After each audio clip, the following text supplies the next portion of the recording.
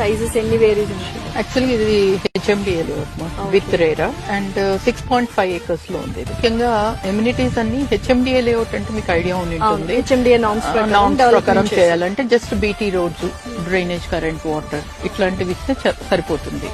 But ఈ Srisailam highway అనేది ఇప్పుడు మనకు సెకండ్ గచ్చిబౌలి లాగా అవుతుంది. అంటే రైట్ ఫ్రమ్ 4-5 CR నుండి 30 CR వరకు విల్లా ప్రాజెక్ట్స్ ఉన్నాయి.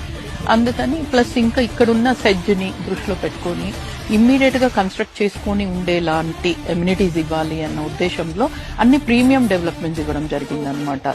Like instead of BT roads we have given CC roads. అది కూడా high quality CC roads and underground electricity and drainage, current, water కూడా న్యూమెటిక్ పంపింగ్, లేటెస్ట్ టెక్నాలజీ ప్రకారం pneumatic pumping system ద్వారా water pipe line connection.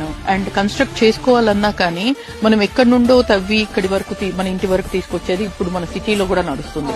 అలా కాదు, మన ఎక్కడైతే plot ఉందో అక్కడ నుండి డైరెక్ట్ కనెక్షన్స్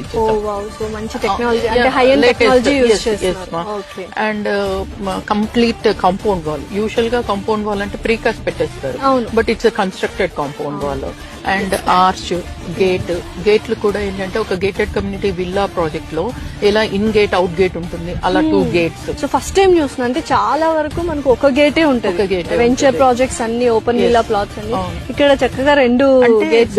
బేసికలీ మన ఐడియా ఏంటంటే ఇక్కడ విల్లాస్ కన్స్ట్రక్షన్ అంటే యూజువల్ గా ఒక హెచ్ఎండిఏ లేఅవుట్ లో ఇచ్చే ఎమ్యూనిటీస్ కాదు ఇది.